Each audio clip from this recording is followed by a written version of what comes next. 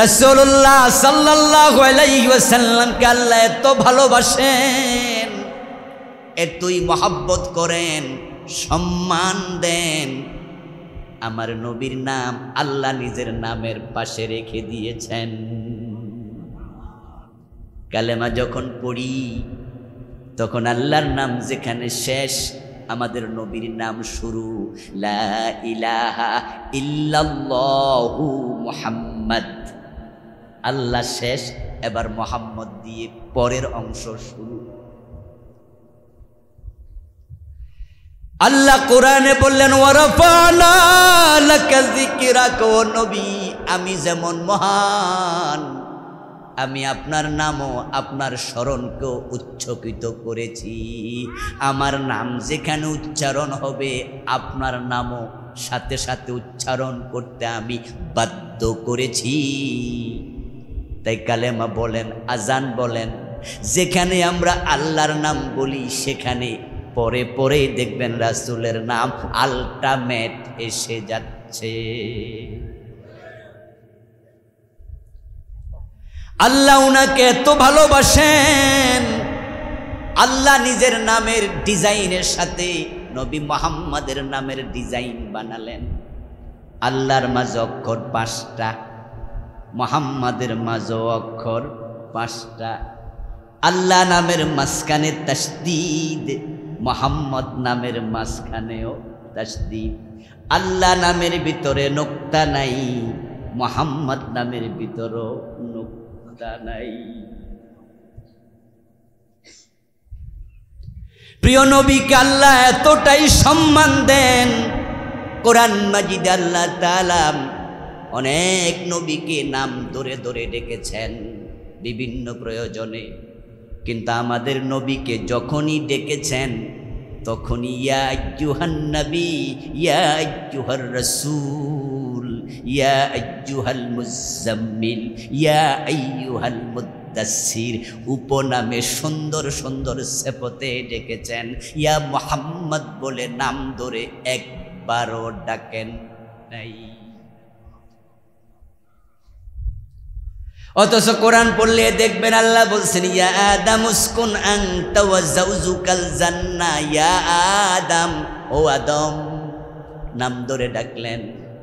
ইয়া ইব্রাহিম কাদ সাদ্দাকতার রুইয়া, ইয়া মূসা লা তাখাফ, ইয়া ইয়াহইয়া খুযিল কিতাবা বিকুওয়া, ইয়া যাকারিয়া ইন্না নুবাশশিরুকা বিগুলাম, ইয়া ঈসা, ইয়া মূসা। এভাবে নাম ধরে ধরে সব নবীকে ডাকলেন, কিন্তু ইয়া মুহাম্মদ একবারও বলেন নাই।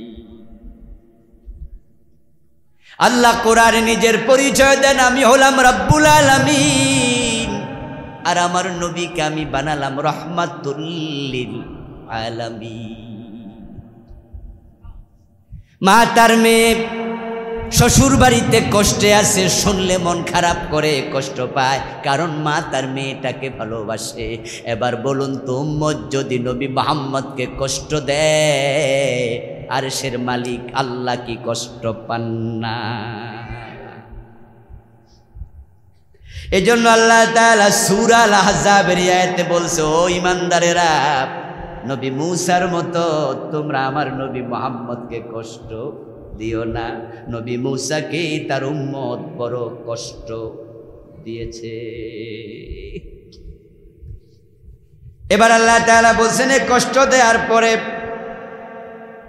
ফাবাররাহুল্লাহ মিম্মা ক্বালু, তারা নবী মূসাকে যে কথা বলে কষ্ট দিল, আল্লাহ নবী মূসাকে ওই কথার আঘাত থেকে নিজে বাঁচিয়ে দিলেন।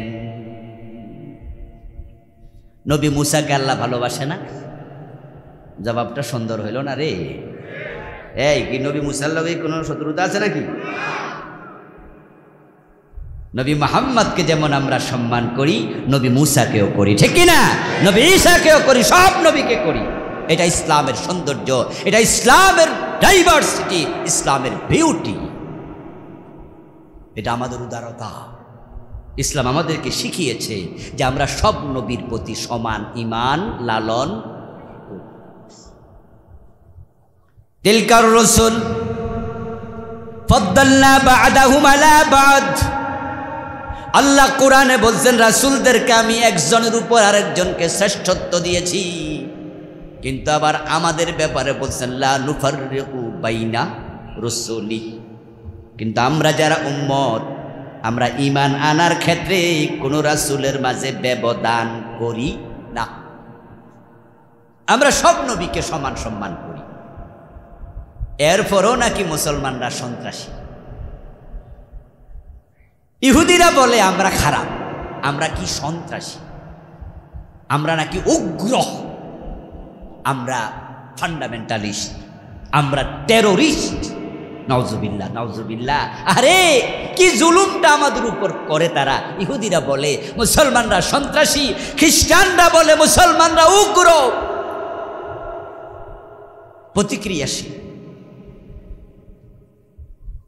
ইহুদিদের নবী মূসা আলাইহিস সালাম, তাকে আমরা ভালোবাসি, কিন্তু ইহুদিরা আমাদের নবী মুহাম্মদকে ভালোবাসে না, উল্টা গালিগালাজ করে। আমরা তাদের নবীর নাম যখন নেই, আমরা দোয়া ছাড়া নাম নেই না, শুধু মূসা বলি না, আমরা বলি মূসা আলাইহিস সালাম। খ্রিস্টানরা আমাদেরকে বলে আমরা সন্ত্রাসী, আমরা উগ্র, অথচ তাদের নবী ঈসা আলাইহিস সালাম আমরা শুধু ঈসা বলি না, সাথে সাথে দোয়া করি। কিন্তু খ্রিস্টানরা আমাদের নবীকে সন্ত্রাসী বলে গালিও দেয়। এই যে আপনারা শুনেছেন ফ্রান্সে আমাদের নবীর কার্টুন আঁকছে। ফ্রান্সে রাসূলুল্লাহ সাল্লাল্লাহু আলাইহি ওয়াসাল্লামের কল্পিত মূর্তি বানায়া আমাদের রাসূলের মাথার মাঝে তারা বোমা বসায়া। খ্রিস্টান সুইডেন একই কাজ করেছে, আর ইহুদিরা তো করেই সব সময়। কিন্তু তাদের নবী মূসাকে যদি আমরা আজকে জীবিত পেতাম, ওনার সাথে আমাদের কালীগঞ্জ বাজারে দেখা হয়ে যেত, আমরা নবী মূসার হাতের মাঝে চুমু খেতাম, গায়ের জামা খুলে নবী মূসার পায়ের ধুলা মুছে দিতাম, নবী মূসাকে কপালে চুমু দিয়ে কান্দে তুলে আনন্দে নাচতাম। আর তারা আমাদের নবীকে ফাইলে গুলি করে দিত। তাদের আচরণ বলে, তাদের আচরণ। তাওরাত এবং ইনজিল এই দুইটা কিতাবের পাতা আমরা কি ছিঁড়ব? সাহস হবে? পায়ের তলে রাখবো? সাহস হবে? তাদের কিতাবও আমরা সম্মান করি, তাদের কিতাবকে আমরা শ্রদ্ধা করি, কিন্তু তারা মাঝে মাঝে দেখবেন কোরআনের পাতায় আগুন লাগাইয়া দেয়, কোরআন ছিঁড়ে পায়ের নিচে রাখে। এরপরও তারা কয় আমরা নাকি উগ্র। কি মাজলুম আমরা। ঠিক বাংলাদেশে গত 15 বছর যা ছিল, হুজুররা কি সন্ত্রাসী, হুজুররা কি জঙ্গি, হুজুররা কি এই, হুজুররা সেই। অথচ আপনারাই তো সাক্ষী, এদেশে যত ভালো মানুষ আছে যারা শান্তিপ্রিয়, তাদের ভিতরে আলেম ওলামারা আছে না নাই?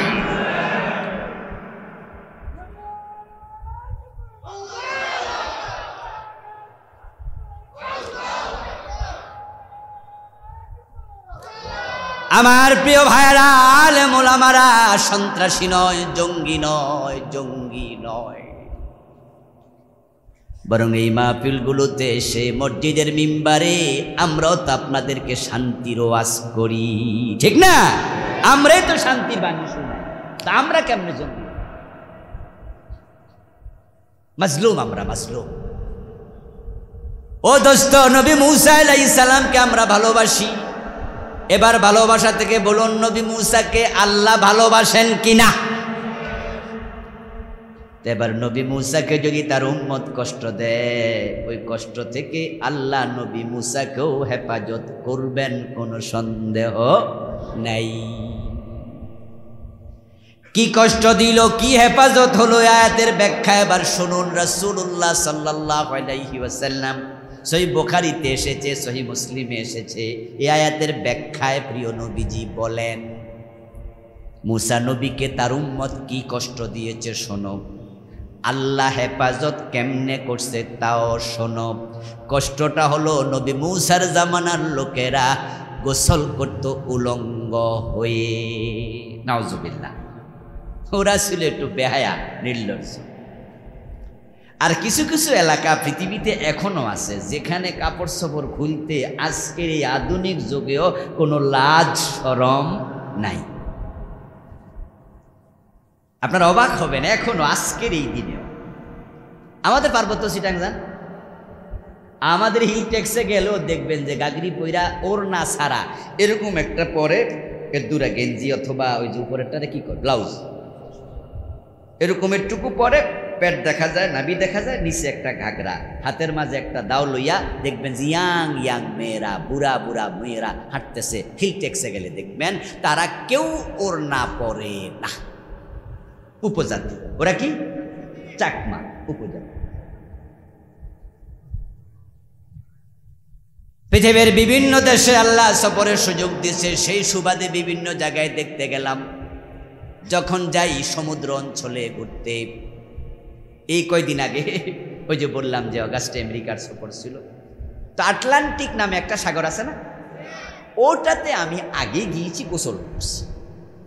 আরও ধরেন 2019-এ গেলাম, 21-এ গেলাম, তখন আমি আটলান্টিক মহাসাগরে নামছি, গোসল করছি, উজু করছি। এবার আমি আমেরিকায় ঘুরতে গিয়ে প্রশান্ত মহাসাগরের ওখানে একটি প্রোগ্রামে গেলাম, ফ্লোরিডা, নাম শুনছেন? মায়ামি, আমেরিকার অঙ্গরাজ্য, ওই অঞ্চল হলো প্রশান্ত মহাসাগর। তা আমি তাদেরকে বললাম যে ভাইয়েরা, আমি ভারত মহাসাগরে গোসল করেছি যখন আমি মালদ্বীপে গেলাম, আপনাদের আমেরিকা এসে আমি আটলান্টিকে গোসল করেছি, কিন্তু এবার যেহেতু প্রশান্ত মহাসাগরে আসছি, একবার গোসল না করে কিন্তু আমি। পৃথিবীতে মহাসাগর কয়টা আছে? 5টা। মহাদেশ কয়টা? 7টা। মহাসাগর কয়টা?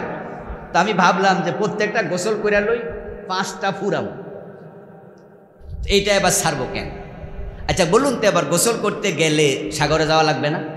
কি বাড়ির বইয়ে কি গোসল করুন যাবো? সাগরতে পানি তুললে বালতি দিয়া। সমুদ্র অঞ্চলে ঘুরতে যাই, ঘুরতে গেলে দেখা যায় ওই সমুদ্রের পাশে এমন কিছু মহিলা হাঁটে যাদের গায়ে পোশাক আশাক খুব একটা নাই, এমন বেহায়া, এমন নির্লজ্জ,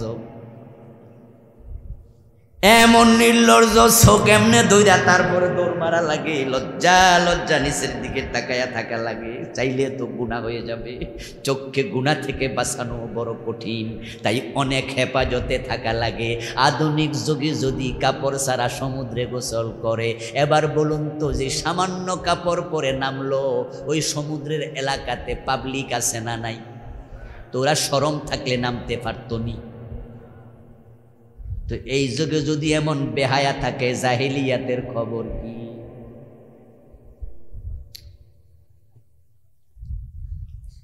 আপনার আফ্রিকা অঞ্চলে এখনো কিছু কালো অঞ্চল আছে, কালো মানুষের, ও দেশের মহিলারা এখনো ঘাগড়ি পরে আর গাছের লতা পাতা দিয়া কাপড় বানায়। পুরুষরা 100% আজকের এই দিন এত অসভ্য। তাহলে নবী মুসার যুগের খবর এবার মনে হয় একটু হালকা হালকা লাগবে, অসুবিধা নেই তো এবার? আচ্ছা, তো মুসা আলাইহিস সালামের যুগের লোকেরা উলঙ্গ গোসল করত। সহিহ বুখারীর একটা হাদিস শোনাই মাঝখান দিয়ে, রাসূলুল্লাহর বয়স 37, কোন কোন রিওয়ায়াতে পাওয়া যায় 35, নবুয়তের 5 অথবা 7 বছর আগের ঘটনা বলছি। আল্লাহর হাবিবের আত্মীয় স্বজনেরা সিদ্ধান্ত নিল কাবা শরীফ পুনর্নির্মাণ করবে। কাবার ওয়াল ভেঙে গেছে, তাই নতুন করে বানাবে। সিদ্ধান্ত মোতাবেক ওনারা কাবা নির্মাণের জন্য পাথর সংগ্রহ করছে, ইট সংগ্রহ করছে। এখন একটু দূরে এনে রেখেছে, পাথর ইট আছে একটু দূরে, এগুলো কান্দে করে করে কাবার পাশে এনে রাখতেছে। ওই কাজে নবী মুহাম্মদ সাল্লাল্লাহু আলাইহি সাল্লাম নিজে অংশগ্রহণ করেছেন। আল্লাহর হাবিব নিজে কান্দে কইরা কইরা পাথর আনতেছে। রাসূলুল্লাহর সাথে আছে উনার চাচা আব্বাস রাদিয়াল্লাহু তাআলা আনহু, রাসূলের বয়সে 2 বছরের সিনিয়র, আপন চাচা। আল্লাহর হাবিবের বয়স যদি 35, তাহলে আব্বাসের বয়স কত? রাসূলের বয়স যদি 37, আব্বাসের বয়স কত? 39, 2 বছরের বড়। হযরত আব্বাস রাসূলুল্লাহকে বলতেছে, ভাতিজা তুমি যে কান্দের মাঝে পাথর নিয়া নিয়া যাও আসো, সুন্দর মানুষ আমি তো দেখছি, তোমার কাঁধ লাল হয়ে গেছে, তুমি বরং আমার মতো লুঙ্গিটা খুইল্লা কান্দে লও। তাহলে এতে করে কি হবে? ওই পাথরটা লুঙ্গির উপরে রাখলে কাঁধের মাঝে এই চোট আর। এই হাদিস দিয়া বোঝা যায় আব্বাসের পরনে লুঙ্গি আছে না নাই। তাহলে নবী মুসার যুগের কথা শুনে আশ্চর্য হওয়ার কিচ্ছু নাই। আল্লাহ রাসূলের যুগে জাহিলিয়াতের সময় কাবা তাওয়াফ করার সময় কাপড় চোপড় খুইল্লা তাওয়াফ করত। তারা বলতো যেই কাপড় পরে গুনাহ করি, ওই কাপড় পরে কাবা শরীফ তাওয়াফ কেমনে করি। এই জন্য ওরা কাপড় চোপড় খুইল্লা দূরে রাইকা পুরা উলঙ্গ কাবা তাওয়াফ করতো। কারণ এই কাপড় তো গুনার কাপড়, এই কাপড় পরে মিথ্যা বলি, এই কাপড় পরে মদ খাই, এই কাপড় পরে এই গুনাহ ওই গুনাহ করি, এটা নিয়ে কাবা তাওয়াফ করা যাবে না। তাকওয়া, তাকওয়া, এটার নাম তাকওয়ায়ে কেলাবি, কুত্তার তাকওয়া। এই তাকওয়ার কি নাম দিলাম আমি? উস্তাদদের থেকে শুনছিলাম। তাকওয়ায়ে কেলাবির ব্যাখ্যা কি? দেখবা সাবালেক কুকুর প্রস্রাব করার সময় ঠ্যাং তোলা। কি আপনাদের এলাকায় কালীগঞ্জে দেনি যে এই কুত্তা ঠ্যাং তোলা দেয়? এটা নাকি সাবালেক, এটা বালেক। কয় কুকুর যখন প্রস্রাব করে তখন পা তোলা দেয়, কারণ প্রস্রাব যদি গায়ে লাগে নাপাক হওয়ার সম্ভাবনা আছে, কিন্তু পায়খানা কইরা পানি নেয় না, এটা লাগিয়া থাকে। আসলটা কইরা গা ভরাইছে, ওখানে তাকওয়া নাই, মুতার সময় তাকওয়া। এটার নাম কি? তাকওয়ায়ে। হযরত মুসার যুগের লোকেরা উলঙ্গ গোসল করত, কিন্তু নবী মুসা আলাইহিস সালাম কখনো মানুষের সম্মুখে গা থেকে কাপড় খুলতেন না। তিনি বড় লাজুক মানুষ ছিলেন। আর মানুষের সামনে উলঙ্গ হওয়া জায়েজ আছে না হারাম? হাঁটু থেকে নাবি পুরুষ দেখে রাখা ফরজ। নিজের বউ ছাড়া কারো সম্মুখে উন্মুক্ত করা যাবে না। হযরত মুসা আলাইহিস সালাম আল্লাহর নবী, তিনি তখনও নবী হয়েছেন নাকি হন নাই তা নিয়ে আলেমদের মাঝে দ্বিধা বিভক্ত মতামত। কেউ বলেছেন নবুয়ত পেয়েছেন, কেউ বলে পান নাই। কিন্তু নবীরা নবুয়তের আগেও গুনার কাজ করতেন না, এটা নবীদের শান। তাই তো প্রিয় নবী মুহাম্মদুর রাসূলুল্লাহ সাল্লাল্লাহু আলাইহি সাল্লামকে কাফেররা বলেছিল, রাসূল যখন বলেছিলেন যে আমি যদি বলি এই পাহাড়ের পিছনে একদল সৈন্য তোমাদেরকে আক্রমণ করার জন্য বসে আসে, বিশ্বাস করবে কি? কাফেররা বলেছিল হ্যাঁ। রাসূল বলছে না দেখে বিশ্বাস করবে কেন? তারা বলেছিল তুমি জীবনে কোনোদিন মিথ্যা কথা বলো নাই। নবীরা নবুয়তের আগেও মিথ্যা বলতেন না, গুনাহ করতেন না। হযরত মুসা আলাইহিস সালামকে সবাই বলে মুসা আমরা কাপড় খুলে গোসল করি, তুমি কাপড় পরে করো কেন? তুমিও খোলো। উনি বলে না না না আমি এটা খুলবো না। তখন তারা নবী মুসার বিরুদ্ধে আবার ষড়যন্ত্র করলো, বলতে শুরু করলো বুঝি তোমার মনে হয় গোপন অঙ্গে সমস্যা আছে। খুশিয়ায় প্রবলেম, খুশিয়া প্রবলেম। অনেক মানুষ আছে যাদের অন্ডকোষ একটা ছোট আর একটা বড়। এটাকে আমাদের কুমিল্লা অঞ্চলে বলে এক শিরা, গাজীপুরে কি কয়? তাহলে মিলে গেছে বুঝি। এক দেশের মানুষ তো কিছু তো মিলব। এখন মুসা আলাইহিস সালাম কোরা বলা শুরু করছে এক শিরা, ওই এক শিরা, ওই এক শিরা, মানে দেখলে আবার উনাকে সেতায়। অথচ মুসা আলাইহিস সালামের এক শিরা রোগ ছিল নাকি? তো ওরা বলে তোমার যদি এক শিরা রোগ না থাকে তাহলে আমরা সবাই কাপড় খুলি, তুমি খোলো না কেন? নিশ্চয় ডাল মে কুছ কালা হে। আচ্ছা, যেই লোকের যে দোষটা নাই ওই দোষটা যদি আপনি বলেন, এর কষ্ট কিন্তু একটু বেশি লাগবে, লাগবে না? আর যে দোষ করছে হেরে কইলো, হে যদি বাপ দেখায়, রাগ দেখায়, মনে মনে কিন্তু কয় যে আমি তো করছি, ঠিকই তো। আপনি যদি এলাকায় মোবাইল চুরি করেন, কারো ঘড়ি চুরি করেন, আর আপনারও যদি বলে ঘড়ি চোর, আপনি বললেন কে আমার চোর কইছে, কিন্তু মনে মনে কইতাছেন কথা তো ঠিকই। আর যে চুরি করে নাই ওরে চুর করলে কিন্তু এর কলিজা পর্যন্ত ফাইটা যাব কষ্টে। কি কইলি? নবী মুসা আলাইহিস সালাম তো নির্দোষ, নিষ্কলঙ্ক মানুষ, নিরোগ, সুশ্রী সুন্দর মানুষ, কিন্তু পাবলিক উনাকে সেতায়, উনাকে বলে বলে কষ্ট দেয়, এক শিরা এক শিরা এক শিরা। আমার আরশের মালিক আল্লাহ তাদের এই আচরণে নিজেও কষ্ট পেয়েছেন, তাই তিনি সিদ্ধান্ত নিলেন এই কষ্ট থেকে আমি আমার নবী মুসাকে হেফাজত করবই, আমি বাঁচাবো। কিভাবে বাঁচাবে? প্রিয় নবীজি সাল্লাল্লাহু আলাইহি সাল্লাম এবার বলতেছেন, একদিন নবী মুসা গোসল করার জন্য খুব দূরে চলে গেলেন। ওখানে গিয়ে ডানে বামে সামনে পিছে তাকালেন, তাকায়া দেখেন কোনো মানুষ নাই, এটা জঙ্গলের একটি কূপ।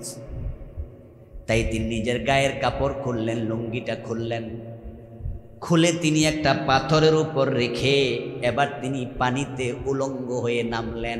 কোনো মানুষ যেহেতু দেখে নাই, সুতরাং গুনাহ হওয়ার সুযোগও। আমরা টয়লেটে যখন ঢুকি তখন আমাদের পায়খানা করার সময় আমরা কাপড় আগের জায়গায় রেখেই তো করি, ঠিক না? না খুলি, তোলামোলা দেইনি, কি গুনাহ হয়েছে? কারণ টয়লেটের ভিতরে কোনো মানুষ নাই।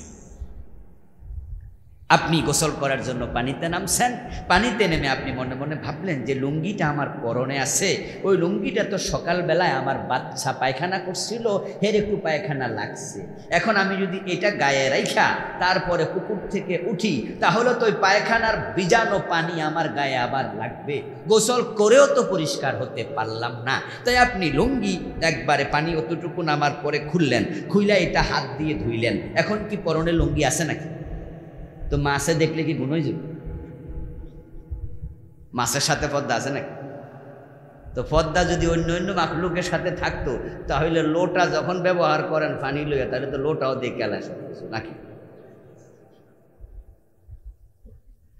হযরত মুসা আলাইহিস সালাম নামলেন, লুঙ্গিটা পাথরের উপর রেখে গোসল করলেন, কোনো মানুষ তো সেখানে নাই, সুতরাং গুনাহ হওয়ার সুযোগও। এবার তিনি গোসল করে উঠলেন, উঠে লুঙ্গিটা লইয়া গায়ে দেবেন। প্রিয় নবীজি বলেন, লুঙ্গির কাছে গেছে, ওই পাথর নিজে নিজে হাঁটতে শুরু করছে। সুবহানাল্লাহ পড়েন, সুবহানাল্লাহ। পাথর একা একা দৌড় মারছে। মুসা আলাইহিস সালাম বলে ইজারি হাজার, ইজারি হাজার, ইজারি হাজার, বলতেছে কিরে পাথর, কিরে পাথর, লুঙ্গি তো আমার, তুই যাস কই? পাথরটা হাঁটছে, পিছনে মুসা দৌড়াচ্ছে, এমন ভাবে পাথর দৌড় মারছে, মুসাও লুঙ্গির জন্য দৌড়াতে দৌড়াতে পাথরের পিছে ছুটছে। যেই লোকেরা নবী মুসাকে দেখলে বেশি চেতাইতো, ওরা এক জায়গায় বৈশা 4-5 জন গল্প করতেছে, পাথর ঠিক তাদের সামনে গিয়ে থামছে। মুসা আলাইহিস সালামের গায়ে কি কাপড় আসেনি? এক কথা বলেন, আসেনি? এখন হেরা তো তাকাইয়া দেখছে, আরে মুসার তো কোনো এক্সপিরিয়েন্স নাই। এবং তার আশ্চর্য হয়েছে, কিরে পাথর নিজে নিজে এরকম হাঁটতে কোনোদিন তো আর দেখি নাই। যে মুসা পাথরের পিছে দৌড়ায় আর পাথরের উপরে মুসার লুঙ্গি। মুসা আলাইহিস সালাম দৌড়াতে দৌড়াতে পাথর পাইলেন, সেখানে লোকজন বসে আছে যেখানে, পাথর থামলো, উনি তাড়াতাড়ি লইয়া কাপড় পরলেন, আর তারা দেখে ফেললো মুসা নীরব, কোনো অসুবিধা নাই। তখন তারা মুসা নবীকে আর এই কথা বলে চেতাইতো না। আল্লাহ বলে, আমি নিজে মুসাকে বাঁচাই দিছি। সুবহানাল্লাহ। এখন তারা যে মুসা আলাইহিস সালামকে কাপড়বিহীন দেখে ফেললো, নবী মুসার কি গুনাহ হয়েছে নাকি? উত্তর হলো হয় নাই, কারণ এটা নবী মুসা ইচ্ছা করে করেন নাই, এটা ওনার সামর্থ্যের বাহিরে, সাধ্যের বাহিরে। যেমন ধরেন আমরা কিছু রোগ দেখি, কিছু রোগী দেখি যাদের মৃগী রোগ আছে, যারা হঠাৎ করে মাটিতে পড়ে যায়, তারপরে এইভাবে তপড়াইতে থাকে, লাপাইতে থাকে, লুঙ্গি থাকলে লুঙ্গি মুঙ্গি পর্যন্ত খুলে যায়, এমন রুগী আছে না? আচ্ছা, যেই রুগীটা তপড়াইতে তপড়াইতে ধাপড়াইতে ধাপড়াইতে লুঙ্গি খুলে গেল, তার কি কবিরা গুনাহ হয়েছে? এটা তার সাধ্যের। নবী মূসাকে তোমরা তারা যেভাবে কষ্ট দিছে, আমার নবী মুহাম্মদ কেমন কষ্ট দিও না। রাসূলুল্লাহকে তাহলে বোঝা গেল উনার জামানায় কষ্ট দিছে এমন কিছু লোক ছিল, না থাকলে এই আয়াত আল্লাহ নাজিল করতেন না। রাসূলকে যারা কষ্ট দিছে তারা হলো মুনাফিক। তারা কারা? মুনাফিক। কাফেররা দিছে, মুশরিকরা দিছে। এখানে আলোচ্য বিষয় ওরা না, এখানে হলো উম্মতের মাঝে একদল। রাসূলুল্লাহ সাল্লাল্লাহু আলাইহি ওয়াসাল্লামের বিরুদ্ধে কথা বলে মুসলমানের সন্তান এমন বাংলাদেশেও আছে না নাই? তাসলিমা নাসরিন হে তো ঘোষণা দিয়া কয়, তাসলিমা নাসরিন তো ঘোষণা দিয়া কয়, এজন্য আমরা ওরে মুনাফিক বলি না, তাকে বলি নাস্তিক। সে মুরতাদ। সে বলেই যে আমি মুহাম্মদ মানি না, আমি আল্লাহ মানি না, রাসূল মানি না। বলেন নাউজুবিল্লাহ। সে বলে যে আমি মানি না, তাই সে মুসলমানের সন্তান। মানি না বললো আমরা মুনাফিক বলবো না, তাকে বলি তুই নাস্তিক, তুই মুরতাদ। কিন্তু আল্লাহ রাসূল মানি এ কথা বলার পরে নবী মুহাম্মদের ইসলাম মানে না, ইসলাম ওয়ালাদেরকে কষ্ট দেয়। কোরআনের কথা শুনলে তারা বাধা তৈরি করে, কোরআন ওয়ালাদেরকে রাজাকার বলে গালি দেয়, এমন মুনাফিক আছে না? না।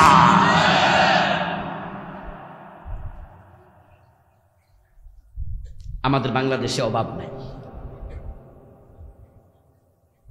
রাসূলুল্লাহ সুন্নাহ মুখে আছে, তাই দাড়িওয়ালা ছেলের কাছে মেয়ে বিয়ে দেবে না, এমন শ্বশুর আসেনি? তো রাসূলের সুন্নাহকে যদি না মানো, এটা কি রাসূলকে মানা হলো? উনার সুন্নাহ দেখে কটাক্ষ করো, স্বয়ং রাসূলকেই কটাক্ষ করা হলো। এই মুন্সি, এই মুন্সি, এই বলবি, আমি শুনেছি মোল্লা মৌলবি মুন্সি এরকম কথা হ্যাঁ করে বলে। আমার মাদ্রাসার পাশে, আমি ঢাকায় একটা কামিল মাদ্রাসায় পড়াই, আমার মাদ্রাসার পাশে একটা হোটেল আছে, ওখানে মাঝে মাঝে নাস্তা পানি করি। একবার দেখলাম যে হোটেল বয় তাকে অন্য আরেক হোটেল বয় বলতেছে এ মুন্সি, এ মুন্সি। তাকে কেন জানি ডাকছে, আর সে কয় জি জি আসতেছি। তাদের কাজ শেষ। একটু পরে আমি ওই ছেলেটাকে ডাকলাম, কাছে নিয়ে বললাম তোমাকে মুন্সি বলে কেন? তুমি কি মাদ্রাসায় 2-4 ক্লাস পড়ছো নাকি? আমাদের দেশে যারা 2-4 ক্লাস পড়ে ওরা কয় মুন্সি, আর একটু বেশি পড়লে কয় মৌলবি, টাইটেল পাস করলে কি কয় মাওলানা। আমি ভাবছি হয়তো মনে 2-4 ক্লাস পড়ছে। তা আমি ওরে বললাম মাদ্রাসা কি 2-4 ক্লাস পড়ছো? ও বলে না হুজুর, মাদ্রাসা তো কোনোদিন পড়ি নাই। তো তোমার মুন্সি বলে কয়? বলে হুজুর আমি দাড়ি রাখছি তো, তাই ওরা টিটকারি করে মুন্সি করে। শুধু দাড়ি রাখার কারণে চাকরি দেয় না অফিসে, চাকরি দেয় না গার্মেন্টসে, দাড়ি রাখলে চাকরি বাতিল করে দেয়, এমন জালেম বাংলাদেশে আছে না নাই? এই যে আরং একটা কোম্পানি আছে না, আরং দুধ আছে, আরঙের জামা কাপড়ের শোরুম আছে, আরঙের অনেক মালামাল আছে। এই রমাদানের আগের রমাদানের ঈদের আগে একজন দাড়িওয়ালা অফিসারকে দাড়ি কামাইতে বলেছে, সে কামায়নি, তাই তার চাকরি আরং কর্তৃপক্ষ বাদ দিয়েছে। সে লাইভ করার পরে আমরা তখন আলেম ওলামারা আরং কোম্পানির বিরুদ্ধে এমনভাবে আলোচনা শুরু করলাম, ফেসবুকে লিখতে শুরু করলাম। হাজার হাজার আলেম যখন ফেসবুকে লেখা শুরু করলো, আরংওয়ালা ওরে নিল, মাপ চাইল, পরে সরি বলল। দেখেন আমাদের চাপ যখন আমরা দিয়েছি তখন শরীফ থেকে কিছু কথা বলে মাহফিল শেষ করে দেব। শুনবেন না ইনশাআল্লাহ? একটু বাড়িতে কিছু নিয়েন। 1 নাম্বার মেসেজ, আল্লাহকে ভয় করো। আল্লাহকে ভয় করা দরকার আছে না নাই? আল্লাহকে ভয় যে করবে না তার আমল সুন্দর হবে না। যে আল্লাহকে ভয় করে তার আমল সুন্দর হয়। কিন্তু আমরা একজনকে ভুলে যাই যিনি আসমানে থাকে, আরশের উপরে থাকে। আমরা অপরাধ করার সময় ডানে বামে তাকাই, উপরে তাকাতে ভুলে যাই। যখন চোর চুরি করে তখন একবার ডানে চায়, আরেকবার বামে চায়, সামনেও চায়, পিছনেও চায়, কেউ কোনো দেখলো নি, কিন্তু আসমানের দিকে তাকাতে ভুলে যায়। যিনি সব দেখে তার কথাই মনে থাকে না, যে আল্লাহকে ভয় করে হাজার কোটি টাকা পড়ে থাকবে, আল্লাহর ভয়ে সে হাত বাড়াবে না। আল্লাহর ভয় মানুষের জিন্দেগি সুন্দর করে। একজন সাহাবী, একজন ব্যক্তি, রাসূলুল্লাহ বলছেন একজন ব্যক্তি, সাহাবী না একজন ব্যক্তি, ও ভুল বলেছে, একজন সাহাবীর কথা বলছেন। না, আল্লাহর হাবিবের হাদিস, সাহাবী নয়। অতীতের কোনো এক ব্যক্তি তার চাচাতো বোনের কাছে সে কিছু টাকার বিনিময়ে ইজ্জত চাইছে। তার চাচাতো বোন তার কাছে গিয়ে বলে, ভাই আমার কিছু টাকা দরকার। প্রিয় নবীজি বলছেন, হাওলাত চাইল টাকা, কিন্তু চাচাতো বোনের সৌন্দর্যের রূপে চাচাতো ভাই ছিল পাগল পাড়া। চান্স পাইয়া কয়, তোরে আমি টাকা মাগনা দিমু, হাওলাত নেয়া লাগবে না, তবে আমার একটা কথা শোন। রাসূল বলছে একটা কথার প্রস্তাব। তো চাচাতো বোন বলল, ভাই কি প্রস্তাব? বলে যে তুই আমার একটু সময় দিবি, আমি তোর সাথে একান্তে একটু সময় কাটাবো, আর তোর যে কয় টাকা দরকার তোর। মেয়েটাও ভাবলো টাকা আমার বড় প্রয়োজন, কিন্তু কি করি কি করি কি করি। এক পর্যায়ে সেও এখানে পরাজিত হলো। চাচাতো ভাইয়ের সাথে সে শোয়ার জন্য রাজি। আল্লাহর হাবিব বলছেন, এই মহিলা গায়ের কাপড় চোপড় খুলে ফেললো, তার চাচাতো ভাই তার কাছে গেল, জেনা করবে, তার উপরে উঠে পর্যন্ত বসলো। এ অবস্থায় মেয়েটার মনে পড়ে গেল, আমি তো কুমারী, আমার তো বিয়ে হয় নাই, নিশ্চয়ই আমাকে কেউ না কেউ বিয়ে করবে, তাহলে আমাকে তো আমার স্বামী কুমারী পাবে না, এটা তো বড় খেয়ানত হয়ে যায়, বড় খেয়ানত হয়ে যায়। কিন্তু আমার স্বামী তো ভাববে আমি টাচলেস, আমি আনটাচ, আমি কুমারী, কিন্তু গোপনে যেই কাজ আমি আজকে করতেছি তাহলে এটা মিথ্যা ভাবনা হবে, আমি আমার হবু স্বামীকে ঠকাচ্ছি, এই কাজটা আমার ঠিক না। ওই মেয়েটা শুয়ে আছে, ছেলেটা উপরে বসে গেছে, জেনা শুরু করবে। এই অবস্থায় মেয়েটা আবার বলছে, তাকিল্লাহ ওয়ালা তাফতাহিল খাতাম ইল্লা বিহাক্কি। সুবহানাল্লাহ পড়ে। এই টিস্যু লাগবে,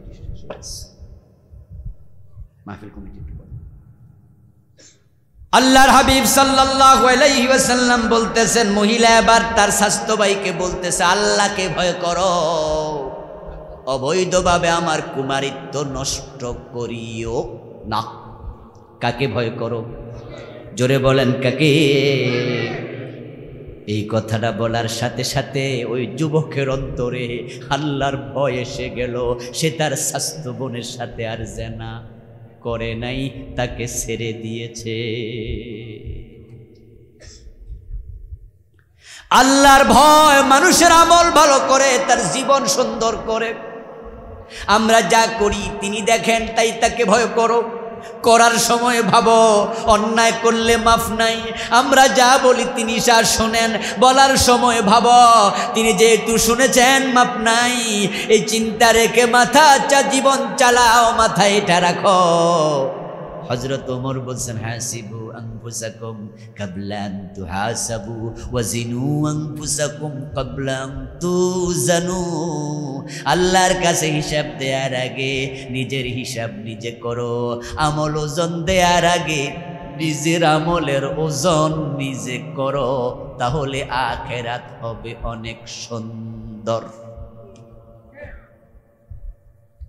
হাসরের ময়দানে যে মানুষগুলো ডান হাতে আমলনামা পাবে, ওই মানুষগুলো আমলনামা পাওয়ার পরে আপনজনদের কাছে লাপাতে লাপাতে আনন্দে দৌড়াবে।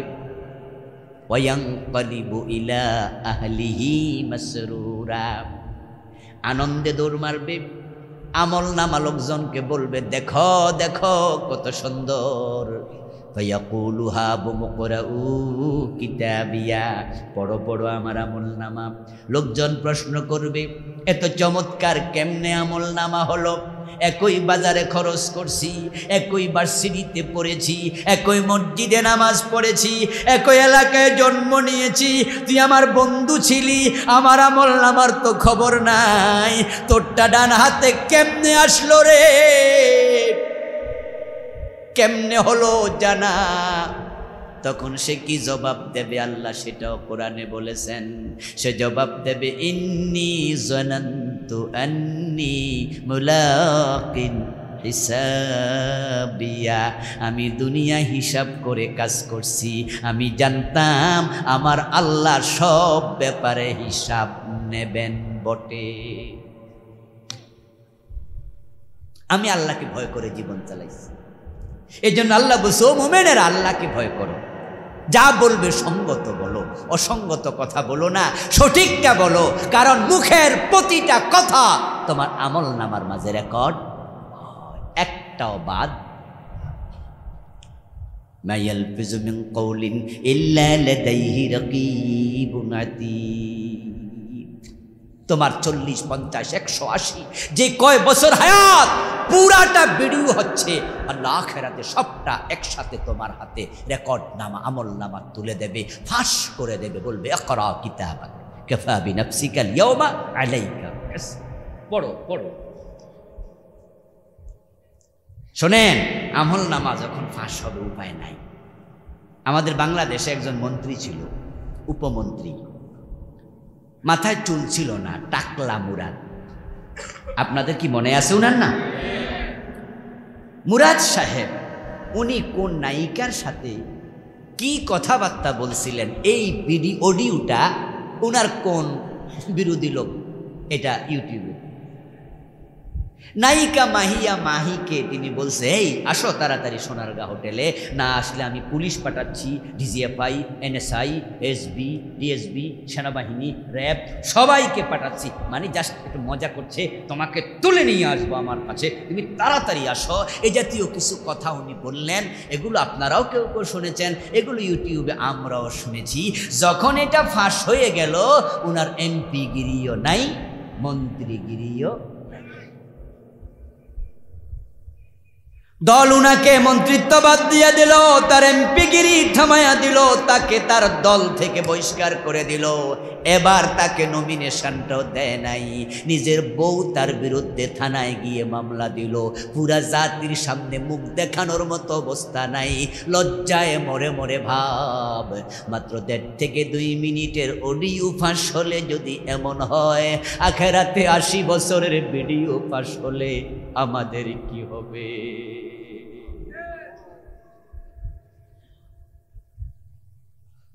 আমাদের কি? এই জন্য আল্লাহ বলছে, মুত্তাকি হও, মুত্তাকি হও, মুত্তাকি হও।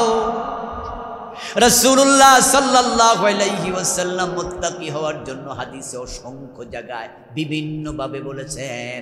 আর যে ব্যক্তি আল্লাহকে ভয় করে, আল্লাহ তাকে এত ভালোবাসে, তিনি কোরআনে বলেছেন, ইন্না আকরামাকুম ইনদাল্লাহি আতকাকুম, তোমাদের মাঝে যার তাকওয়া যত বেশি, আল্লাহর কাছে তার সম্মান তত বেশি। আপনার আমার স্টেজ নির্ধারিত হবে তাকওয়ার ভিত্তিতে। যার তাকওয়ার মান যত উপরে, তার সম্মান বেশি। হতে পারে আপনার গাড়ির ড্রাইভার, হতে পারে রিক্সাওয়ালা, হতে পারে আপনার অফিসের পিয়ন, আপনার বাসার দারোয়ান, তার সাথে আল্লাহর সম্পর্ক ভালো, সে আল্লাহকে ভয় করে পাপাচার করে না। আপনি লাখ টাকা বেতন পান, আপনাকে সে দেখলে দাঁড়িয়ে সালাম দেয়, আপনার চা আগায়া দেয়, কিন্তু হতে পারে তার অবস্থান আল্লাহর কাছে আপনার চেয়ে অনেক উপরে।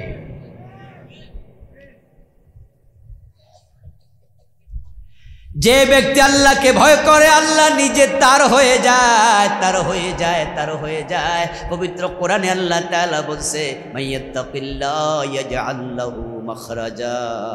যে আল্লাহকে ভয় করে দুনিয়ায় তার কোনো বিপদ থাকে না, অসঙ্গতি থাকে না, কষ্ট থাকে না, বরং সব জায়গায় সেখান থেকে উত্তরণের পথ আল্লাহ নিজে তৈরি করে দেয়।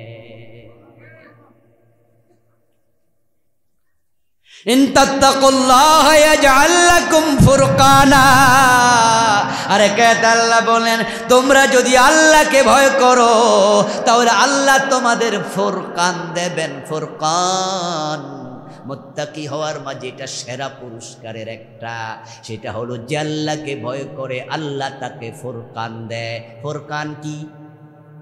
কোরআনের আয়াত, ইন তাত্তাকুল্লাহা, যদি তোমরা আল্লাহকে ভয় করো, ইয়াজআল লাকুম ফুরকানা, আল্লাহ তোমাদেরকে ফুরকান দেবেন। ফুরকান হলো আল ফারিকু বাইনাল হাক্কি ওয়াল বাতিল।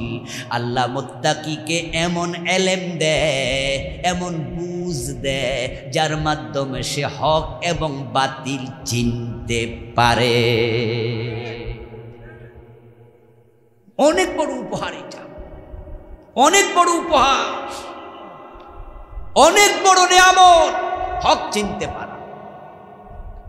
কারণ বাংলাদেশে আমি এমন বড় আলেম দেখেছি কিতাবের পৃষ্ঠাগুলো হাসিয়া শুদ্ধ মুখস্থ, কিন্তু ভণ্ড পীরের মুরিদ হয়ে বসে আছে।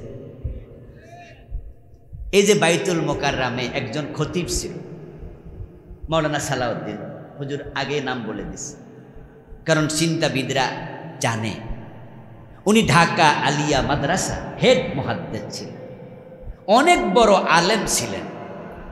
মাওলানা সালাউদ্দিন ৮ রশির পীরের কাছে মুরিদ হয়েছে। আপনি এবার ভাবেন ওই একজন পিছনে কয় আর কোনো জায়গা পাইল। আসলেও ৮ রশি দরবারে আমি গত বছর গিয়েছিলাম, দেখে আসি সুযোগ পাইলে। ওখান দিয়ে মাহফিল করতে যাচ্ছিলাম ফরিদপুরের ওদিকে। তখন যাওয়ার পথে আমার ড্রাইভার সাহেব বললেন যে হুজুর সামনে কিন্তু ৮ রশি দরবারের রাস্তা। আমি ঘড়ির দিকে তাকিয়ে বললাম যে আমাদের মাহফিলে পৌঁছতে যতটুকু সময় দরকার আমার হাতে আরো ১-১.৫ ঘন্টা সময় বেশি আছে। আমার এক ভাইয়েরা আবার ওখানে চাকরি করে, এক মাদ্রাসার মুহাদ্দিস। আমি বললাম যে চলো তাহলে একসাথে দুটা হবে। আমি ওই দরবারে যাই নাই, দেখা হয়ে গেল, ভাইয়েরার সাথেও দেখা হলো। ঢুকলাম, ঢুকে ৮ রশি দরবারে গেলাম। ঢুকতেছি, আমার গাড়িটা বাহিরে রেখে আমি মাস্ক পরে ফেললাম, টুপি খুলে ফেললাম, যেন আমারে চিনতে না পারে। কারণ তাদের বিরুদ্ধে যে ওয়াজ করি পাইলে খবরও আছে, বলা তো যায় না আবার কি আচরণ করে, ঠিক না? বলা তো যায় না। তা আমি টুপিটা খুলে একজন হাত দিলাম, যাই টুপি তুমি নাও, আর মাস্ক পরে ফেলছি। কেউ দেখলেও যেন চিনতে 2-4 মিনিট কমপক্ষে লাগে যে এটা কেডা। জুতা নিয়ে ঢুকছি, গেটের মাঝে সেই 2 জন খাড়াইল, দারোয়ান, এই খুঁজে থামেন। আমার সাথে 3-4 জন, আমার ভাইরা, ওরেও নিছি, ও মাদ্রাসার 2 ছাত্র, আর আমার ড্রাইভার, আমার সফর সঙ্গী। কি হলো? বলে জুতা খুলে ঢোকেন, জুতা নিয়ে ঢুকতে পারবেন। তা আমি ভাবলাম যে ওর সাথে তর্ক করে লাভ নাই, আর আমি তো চাইতেছি আমার যেন কেউ না চিনে। তো তর্ক শুরু করলে তো বাইরে যাবো, কেসু ঘুরতে ঘুরতে আবার যদি সাপ বাইরে আরেক ছিল, তো আমি সাথে সাথে জুতা খুলে ও জুতা খুলে ভিতরে ঢুকলাম। মাগরিবের নামাজ পড়লাম ওখানে। মাগরিবের নামাজ আমরা নিজেরা পড়ছি, যাক আল্লাহ সারাইছে, ওদের পিছনে আর পড়া লাগে নাই। কারণ আমি ঢুকে দেখি জামাত শেষ, মনে মনে ভাবলাম আল্লাহ জান বাঁচাইছে, কারণ নামাজ হয় কিনা তাও তো সন্দেহ ওদের পিছনে, যে আকীদা ওরা লালন করে। মাগরিবে সালাম ফিরালো, সালাম ফিরিয়ে দেখি সবাই এদিকে ফিরে বসলো, পূর্ব দিকে ফিরে। পশ্চিম দিকে নামাজ পড়া তারা ঘুরে দিকে বসছে। বসে তারা দোয়া কি জানি পড়তেছে, পড়তে পড়তে এরপরে মুনাজাত শুরু করছে। তো হলো আমরা নিজেরা জামাতে নামাজ পড়লাম, পরে আমি ওখানকার যারা আমার ভাইয়েরা এবং আমার ওই 2-3 ছাত্র ওখানের, ওরা জিজ্ঞাসা করলাম ওই দিকে ফিরলো সবাই, বলতেছে কারণ পীর সাহেব হুজুরের মাজারটা ওই দিকে, তাই ওনাকে ফিট দিয়ে তারা দোয়া করে না, ওনার দিকে বুক দিছে। আচ্ছা, ওনাদের সম্মান করছে, করুক গা, এটা শরীর কোনো অসুবিধা আছে মনে করি না। হয়তো বাড়াবাড়ি এ সম্মান দরকার ছিল না, তো বাড়াবাড়ি সম্মান দিছে, কিন্তু এতেই গুনাহ হয়ে গেছে তা। কিন্তু আমাকে একটু বিরক্ত লাগছে, এমন দরকার। আচ্ছা হলো, এবার নামাজ শেষ করে ঘুরতে বাইর হলাম। তা আমারে নিল ওনার মাজারে, যে পীর মরে গেছে, উনার কবরে গিয়ে দেখি দুজন সেজদায় পড়ে আছে, একবারে উপরে। আমি তখন ওই দুই ছাত্র যারা ওই মাদ্রাসায় পড়ে ওদেরকে বললাম, কিরে ভাই এর কি হচ্ছে এসব? ওই দুইজন যাইয়া ও বেটা দুইজার কলারা সাইপা ধরছে, কলারা সাইপা ধরে টান দিয়ে তুলে বলতেছে, এই মিয়া এখানে কোনায় লেখা আছে না মাজারে সেজদা দেয়া নিষেধ, সেজদা দেও। আমি ফোলাফানরে বললাম, ভাই রে, আমি যখন জুতা পায়ে দিয়ে ঢুকতেছিলাম তখন সেখানে দারোয়ান খাড়া করাইয়া রাখছো যেন কেউ জুতা নিয়ে ঢুকতে না পারে। কোনায় লেখা দিলেও তো পারতা জুতা নিয়ে ঢুকিবেন না, দায়িত্ব তো শেষ হইতো। দারোয়ান কেন? জুতা নিয়ে আমরা কাবা শরীফের এলাকায় হাঁটি, মসজিদে ঢোকার সময় জুতা হাতে নেই, আর তোমাদের ফিরের পুরা এলাকা জুতা নিয়ে হাঁটা পর্যন্ত নিষেধ। এটা কি কাবার সে পবিত্র হয়ে গেল নাকি? এরপরও তোমরা দারোয়ান রাখলা যেন কেউ জুতা পায়ে দিয়ে ঢুকতে না পারে। ঠিক এখানে কোনায় লিখে দিলা মাজারে সেজদা দেয়া যাবে না। যারা অবুঝ সেজদা দেয় তাদেরকে তা থেকে বিরত রাখার জন্য এখানেও এক দুইজন দারোয়ান দরকার আছে না নাই? কত চালাক, ওখানে রাখছে এখানে। এর মানে ভক্তি করলে করুক। এরপরে ঘুরতে ঘুরতে যাইয়া দেখি এক জায়গাতে খাট চেয়ার। কিরে এখানে খাট চেয়ার ঘুমায় কেডা? কয় না, আমাদের পীর বাবা এই খাটে ঘুমাইতো, এটা এখন আমরা রেখে দিছি। পরক্ষণে শুনলাম মুরিদরা ওই খাটে যাইয়া সেজদা দেয়, চুমা খায়। যেই দরবারে খাট পূজা হয়, চেয়ার পূজা হয়, যেখানে আমার দু চোখ সাক্ষী সেজদা দিচ্ছে, ওখানে সালাউদ্দিনের মতো এত বড় আলেম বাইতুল মুকাররমের খতিব, উনি মুরিদ হয়। ঘটনা কি? ঘটনা হলো আলেম বড়, হুজুর বড়, মসজিদ বাইতুল মুকাররম বড়, কিন্তু হক না হক সেনার মতো নেয়ামত আল্লাহ সালাউদ্দিন সাহেবকে দেয় নাই। ও দোস্তরা, এই যে আপনাদের শোলাকিয়া একটা বড় ঈদগাহ আছে, আসেনি? ওই ঈদগাহের বর্তমান খতিব সামনের দিনে হইব কিনা জানি না, গত ঈদ পর্যন্ত ছিল ফরিদউদ্দিন মাসউদ। এই দেশের বড় আলেমদের মাঝে একজন। এই দেশে 10 জন এলেমওয়ালা যদি আপনি নাম বলেন, ফরিদউদ্দিন মাসউদের নামও বলতে হবে। এলেমের অভাব নাই, কিন্তু লোকটা শাহবাগের মোড়ে নাস্তিকদের সাথে হাত মিলাইয়া প্রমাণ করেছে এই লোকটাকে আল্লাহ হক না হক সেনার মতো নেয়ামত থেকে বঞ্চিত করেছে।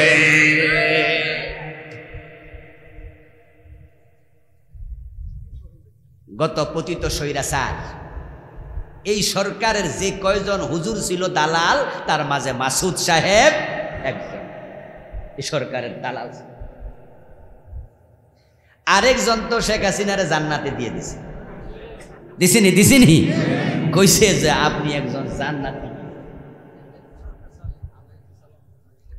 ও দোস্ত আমার, দেখান কোনটা হক কোনটা না হক। অনেক আলেমও চিনতে পারে না। আর কিছু রিক্সাওয়ালা আছে, ঠেলাওয়ালা আছে, দিনমজুর আছে, পাইপ পাস, মেট্রিক পাস আছে, যারা জালেমদের পক্ষে যেতে রাজি হবে না, প্রয়োজনে জীবন দিতে রাজি হয়ে যাবে। কোরআনের পক্ষে জীবন দেয় এমন অশিক্ষিত লোকও আছে। আল্লাহ তাকে তার তাকওয়ার কারণে হক বুঝার তৌফিক দিয়া দিছে।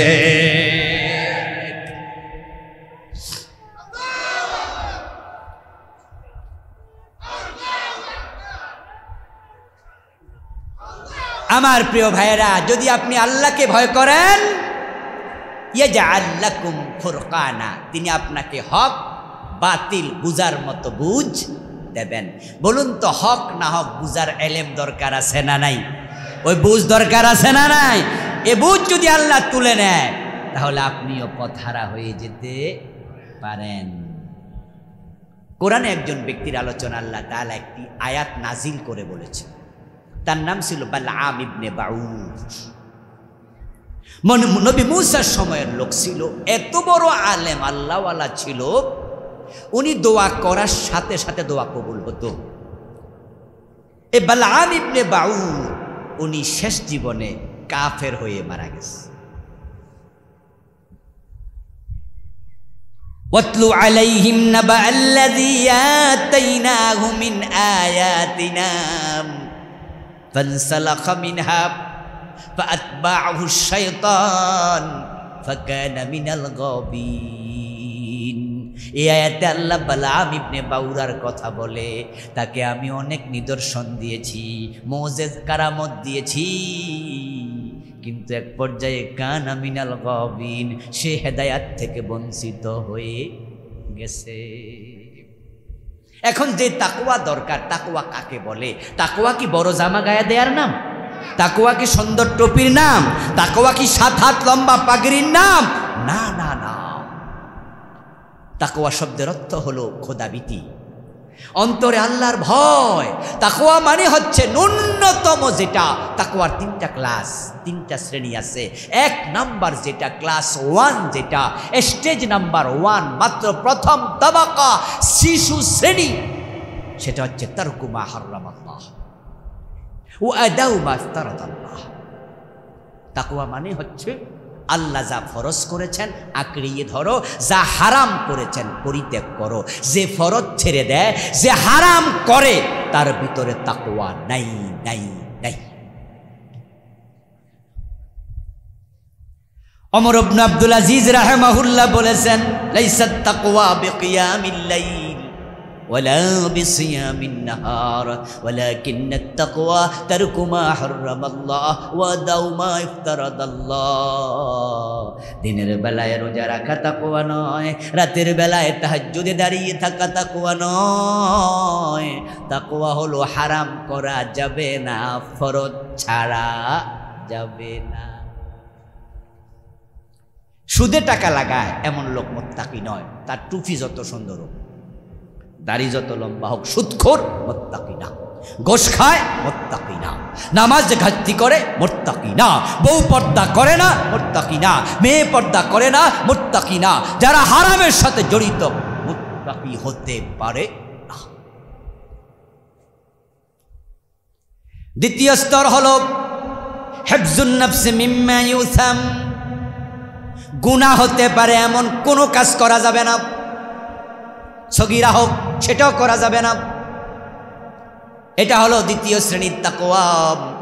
আর চূড়ান্ত তাকওয়া তারকু মা লা বাস বিহি হাদারাল লিমা বিহি বাস। গুনাহ হতে পারে এমন কাজও করা যাবে না। বাংলাদেশের তাকওয়া তো হলো টুপিদারি, পাজামা, পাঞ্জাবি, তাসবির দানা যার হাতে আছে, পাবলিক ওই তো মুত্তাকি যাইতাছে। এবার বেড়া ইসলামী আন্দোলন না করলো বেড়া মুত্তাকি। আল্লাহর জমিনে আল্লাহর দিন কায়েমের চেষ্টা করা ফরজ। যেই লোকেরাই কাজ করে না, যত বড় পীর হোক, সে মুত্তাকি না, কারণ সে ফরজ তরককারী।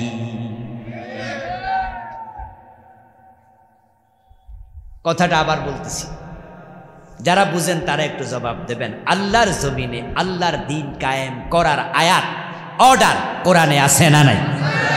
আন আকিমুদ্দিনা ওয়ালা তাতাফাররাকু ফি। আকিমুস সালাহ, নামাজ কায়েম করো। আকিমুদ্দিন, দিন কায়েম করো। একই অর্ডার দিয়েছেন কে? তো আওয়াজ দিয়ে বলুন তো, নামাজ কায়েম করা নফল না ফরজ? তো একই শব্দ যদি আকিমুদ্দিন হয়, ওইটা বুঝি ফরজ না? তো যেই লোক নামাজ ছাইরা দেয়, হে কি মুত্তাকি? তো দিন কায়েমের চিন্তা যে ছাইরা দেয়, সে মুত্তাকি হয় কেমনে? এই আয়াতের আলোকে অসংখ্য পীর, অসংখ্য টুপিওয়ালা, নামাজি, দাড়িওয়ালা, তাদের নাম মুত্তাকিদের তালিকায় নাই নাই নাই।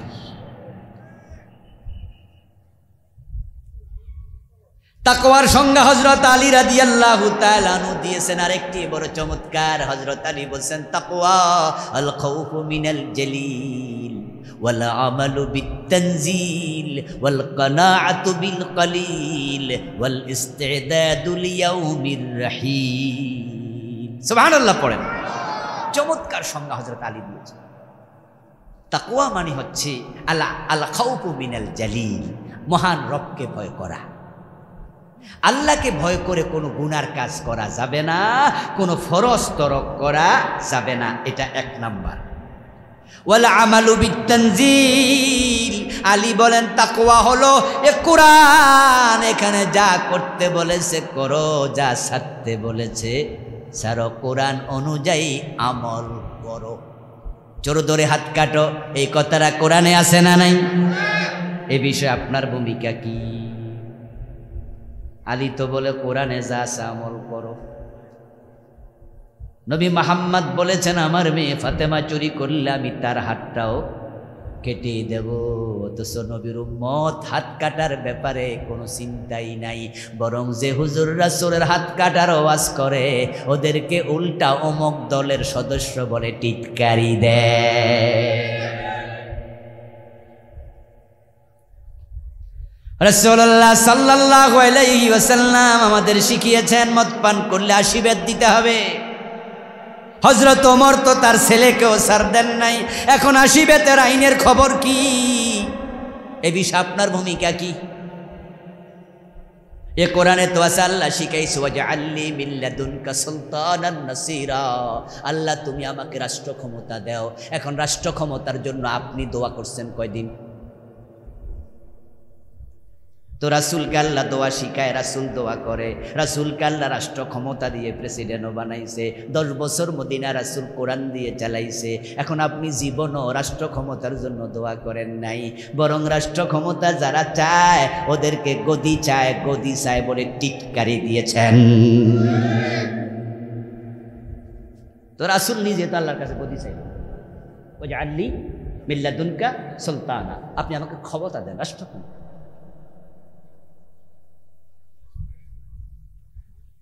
3 নাম্বার ওয়াল কানাআতু বিল কালিল, তাকওয়ার আরেকটা অংশ হলো স্বল্পে তুষ্ট থাকো, হালালে খুশি হও, হারামের দ্বারে কাছে যেও না। আচ্ছা, স্বল্পে খুশি থাকলে কেউ সুদ খাইতো? স্বল্পে তুষ্ট থাকলে ফাইল আটকাইয়া ঘুষ খাইতো? স্বল্পে তুষ্ট থাকলে বোনের হক দখল করত? ওজনে কম দিত, মালে ভেজাল দিত? সমস্যা এক জায়গায়, আরো চাই আরো চাই আরো চাই। এই দুনিয়া হায় সেই বেশি চায়, যার আছে ভুড়ি বুড়ি, রাজার হস্ত করলো সব কাঙ্গালের ধন চুরি। 4 নাম্বার হলো ইস্তিদাদুল ইয়াউমির রাহিল, তাকওয়ার আরেকটি অংশ হলো এ দুনিয়ায় থাকা যাবে না, চলে যাওয়ার জন্য প্রস্তুতি গ্রহণ করো। এখান থেকে চলে যাওয়ার পরে যে সফরটা হবে আখেরাতে, ওই সফর কি ছোট না বড়, সংক্ষিপ্ত না ব্যাপক?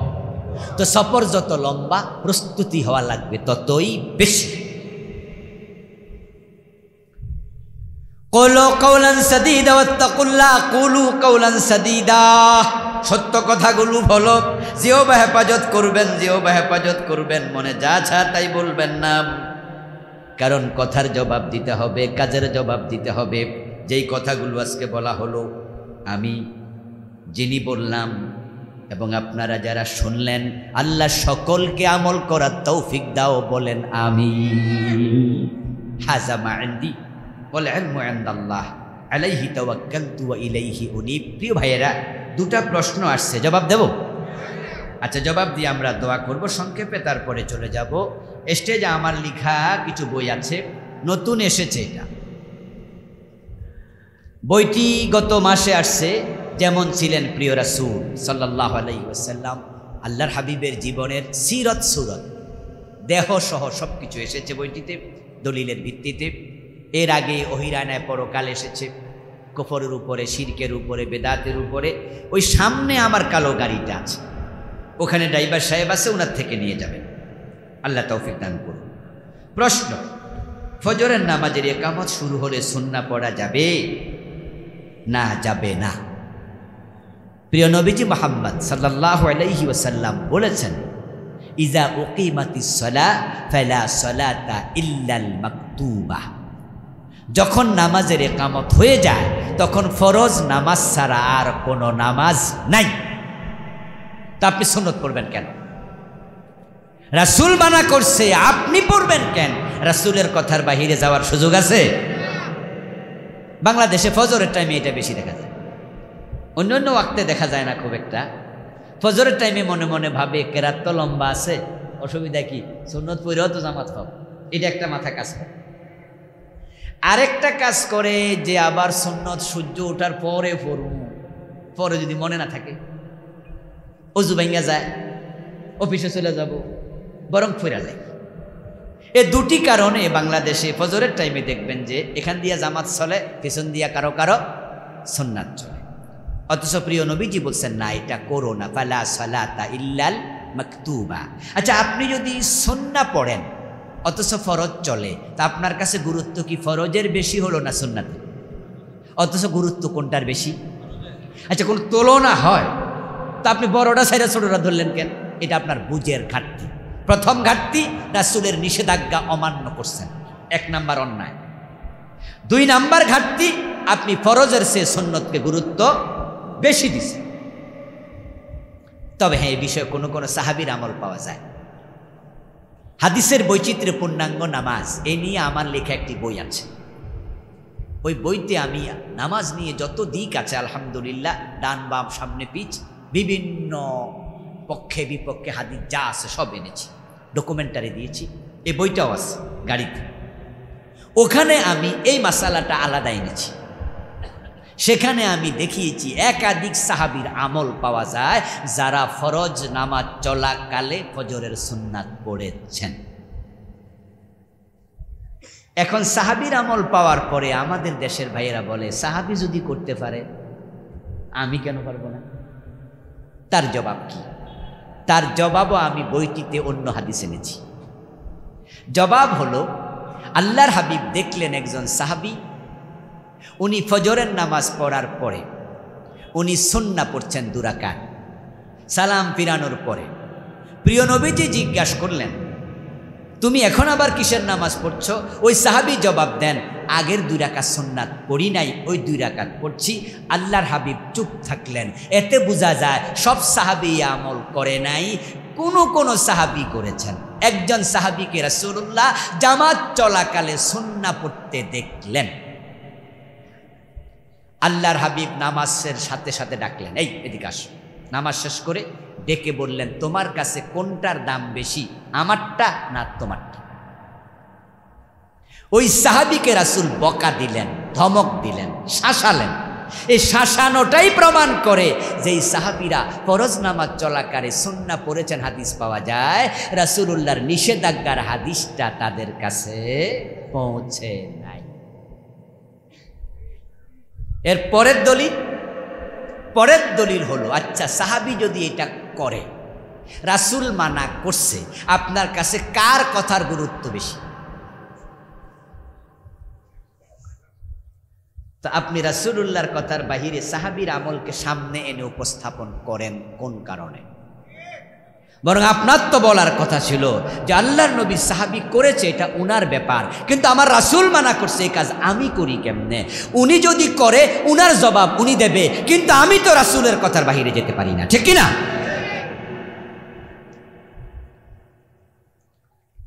সেকুলার দল যারা করে তারা কি কুফরি করে? অবশ্যই। যারা ধর্মনিরপেক্ষ রাজনীতি করে তারা কুফরি করে।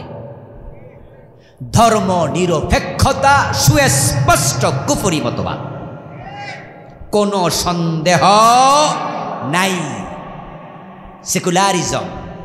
সেকুলারিজম ধর্মনিরপেক্ষতা, এটা একটা বিশ্বাসের নাম। ধর্মনিরপেক্ষতার সংজ্ঞা পৃথিবীর বড় বড় ডিকশনারিতে আছে, অক্সফোর্ড ডিকশনারিতে আছে, ক্যামব্রিজ ডিকশনারিতে আছে। আমি আমার এই বইটাতে আমি ক্যামব্রিজ ডিকশনারির সংজ্ঞাটা এনেছি।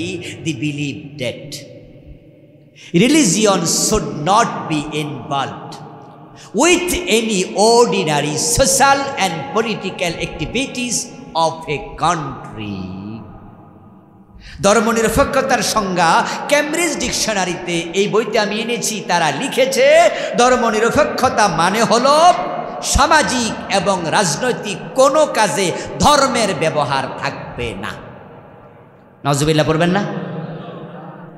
আচ্ছা, সামাজিক কাজে ধর্ম না থাকলে কুফরি ঢুকবে না? রাজনৈতিক জীবনে যদি ধর্ম না থাকে কুফরি ঢুকবে না? আমার রাসূল কি রাজনীতি করেন নাই? ধর্ম দিয়া না ধর্মের বাইরে?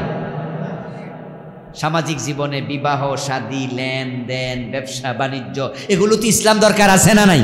আর ওরা বলতেছে সেকুলারিজম ইজ বিলিভ, এটা একটা বিশ্বাস। কোনো ব্যক্তি যদি বিশ্বাস করে ধর্ম সামাজিক জীবনে দরকার নাই, বেটা মোমেন না কাফের। এই জন্য ইসলামী দলের বাহিরে যে দলগুলোই বাংলাদেশে আছে সবগুলো কুফরিতে নিমজ্জিত। ইমান বাঁচাতে চাইলে ইসলামী দলের বাহিরে বাংলাদেশের কোনো দল করার সুযোগ, বলে গেলাম, মানা না মানা আপনার ব্যাপার। আল্লাহুম্মা আমিন।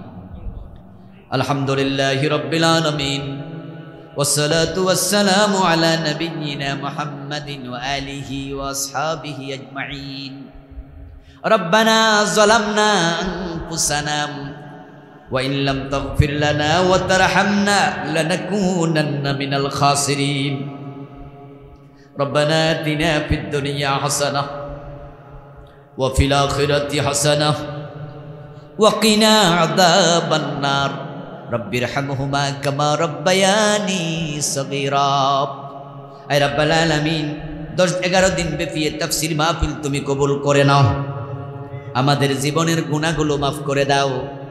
এই মাহফিলের জন্য যারা টাকা পয়সা বুদ্ধি পরামর্শ দিলেন সবার সব খেদমত কবুল করে নাও। আমাদের সালাম তোমার বন্ধুর কবর মোবারক মদিনা মুনাওয়ারায় পৌঁছায়া দাও। আমাদের মা বাবা আপনজন যারা কবরে সবার কবরকে জান্নাতের টুকরা বানায়া দাও।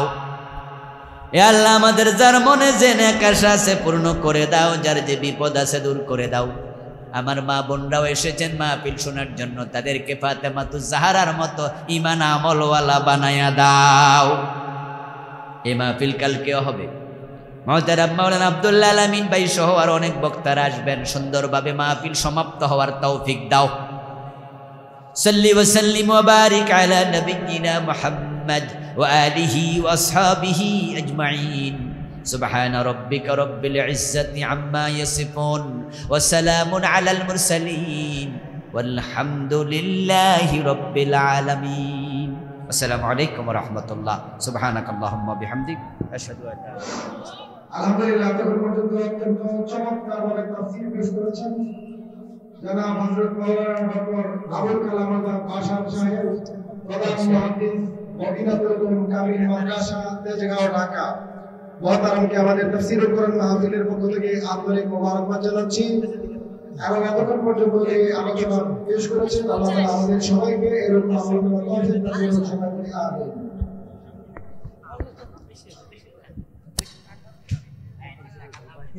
ভাই যাবেন না, এই যে